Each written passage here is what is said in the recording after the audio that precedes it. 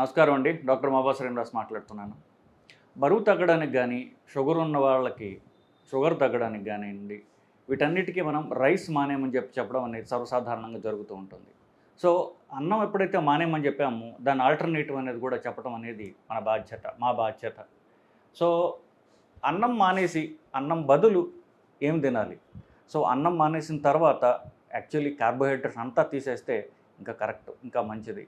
కానీ కార్బోహైడ్రేట్స్ అంతా ఒకేసారి తీసేయడం అంటే చాలామంది అంటే అన్నంతో పాటుగా ఇప్పుడు చపాతీలో, జొన్న రొట్టెలో, లేకపోతే రాగి జావు ఇట్లాంటిది ఏదన్నా సరే అన్నానికి బదులుగా తినడం అనేది అలవాటైపోయింది మనుషులందరికీ కూడా.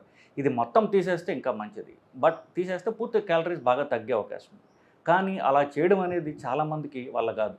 అందువల్ల ఏమవుతుందంటే ఈ డైటరీ గోల్స్ రీచ్ అవ్వడం కానివ్వండి, వెయిట్ తగ్గడానికి కానివ్వండి చాలా టైం పడుతుంది బేసికలీ. సో, మేము అన్నం మానేసి దాని సబ్స్టిట్యూట్స్ ఇవ్వడం కొంతకాలం జరుగుతుంది. అప్పుడు అన్నం మానేసి పూర్తిగా కార్బోహైడ్రేట్స్ తీసేసే గోల్ రీచ్ అవ్వడానికి మధ్యలో మధ్య మార్గాలు మనం అవలంబించాల్సినటువంటి అవసరం ఉంటుంది. సో, అన్నం బదులు ఏం తినాలి అనేది ముందు పెట్టి అవి కూడా మెల్లగా తీసేసే ప్రయత్నం చేస్తాం. సో, అన్నం బదులు ఏం తినాలి అనేది next question. So, national institute of nutrition వాళ్ళ టేబుల్స్ అని చెప్పేసి ఒక బుక్ ఉంటుంది.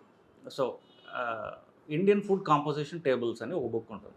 ఆ బుక్ పీడిఎఫ్లో వాళ్ళు గూగుల్లో ఉంది, ఎవరైనా డౌన్లోడ్ చేసుకోవచ్చు. దానిలో టేబుల్ 6, ఈ టేబుల్ 6 అనేది ఉంటుంది. ఆ టేబుల్ 6 ఏం డీల్ చేస్తుందంటే స్టార్చ్ అండ్ ఇండివిజువల్ షుగర్స్ అంటారు వాళ్ళు.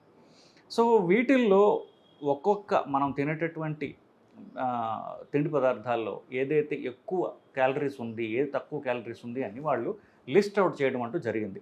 అన్నిటికంటే ఎక్కువ మనం ఎందుకు రైస్ ఆపేయమంటాము అంటే, అన్నిటికంటే క్యాలరీస్ రైస్లో ఎక్కువ ఉంది కాబట్టి. రైస్లో అన్నిటికంటే ఎక్కువ 76.8 రైస్ క్యాలరీస్ ఉంది రైస్లో పర్ 100 గ్రామ్స్. సో, దాని తర్వాత ఏమిటి, దాని తర్వాత చూసుకున్నప్పుడు మీకు బెటర్ పని మనం కింద నుంచి వద్దాం. అన్నిటికంటే తక్కువ క్యాలరీస్ ఉన్నది ఏంటంటే మెయిజ్ అంటే మొక్కజొన్న. దాని తర్వాత కినోవా ఆర్ కీన్వా అంటారు. ఇది చాలా చోట్ల దొరుకుతుంది ఇప్పుడు. తర్వాత రాగులు, జోవర్, అది 60. తర్వాత రాగులు. సో, ఈ ఆర్డర్లో ఇప్పుడు అన్నం మానేసి ఏదైతే మనం కూరల్లో పచ్చళ్ళల్లో, సాంబార్ ఇట్లా కలుపుకొని తినడానికి అనువుగా ఉన్నదైతే మన అలవాట్లు మనం డ్రాస్టిక్గా మార్చుకోకుండా తీసుకుంటాం. సో, ఇప్పుడు మొక్కజొన్న ఉందనుకోండి, మొక్కజొన్న మనం టిఫిన్లాగా తినడం అలవాటు, కానీ అన్నంలాగా తినలేం కదా. నెక్స్ట్ జొన్న రొట్టెలు తినడం చాలా వరకు ఇప్పుడు పల్లెటూళ్ళలో ఇంకా అలవాటు ఉంది. జొన్న రొట్టెలు ఈజ్ ఏ గుడ్. అది తినడం అనేది మనం కూరల్లో కానీ అట్లాంటి తినడానికి అది అనువుగా ఉంటుంది. కొంతమందికి ఈ జొన్న రొట్టెలు చేయడం అనేది రాదు. ఎందుకంటే కల్చర్లో మనకి అది పోయింది చాలా.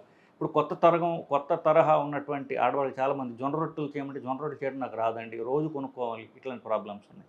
అండ్ సో నెక్స్ట్ ఆల్టర్నేటివ్ మనకేంటి, కినోవా అన్ని చోట్ల దొరకట్ల. బట్ మామూలు అన్నం వండినంటే తినచ్చు. సో, మామూలుగా కూరల్లో పచ్చళ్ళు అన్నీ వేసుకుని మామూలుగా తినచ్చు.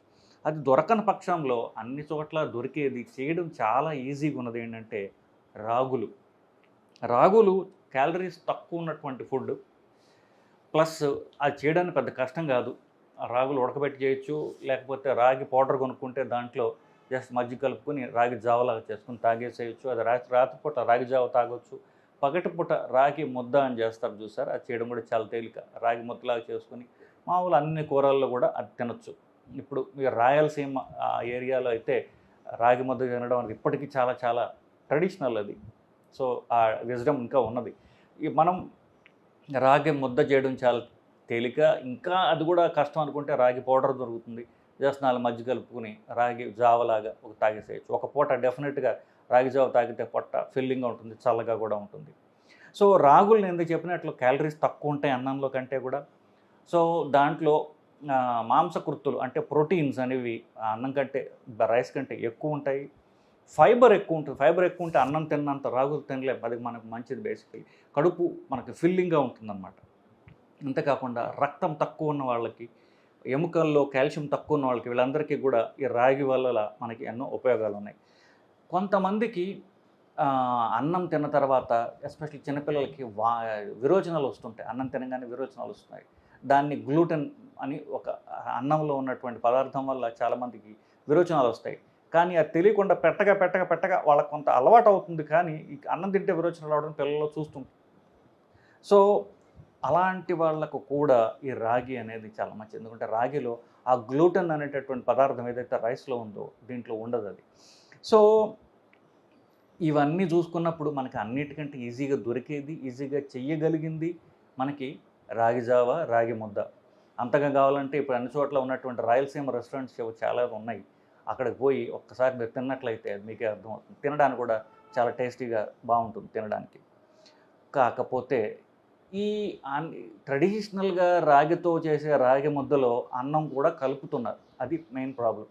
సో రాగి ముద్ద అంటే రాగి ముద్ద కాదు, రాగి ప్లస్ అన్నం ముద్ద కలుపుతారు. అన్నం కంటే డెఫినెట్గా బెటరే. కానీ ఆ అన్నం కూడా లేకుండా డైరెక్ట్గా మీరు కనుక రాగులతో చేసుకుని తిన్నట్లయితే అన్నం కంటే మీకు సబ్స్టాన్షియల్ బెనిఫిట్ వస్తుంది.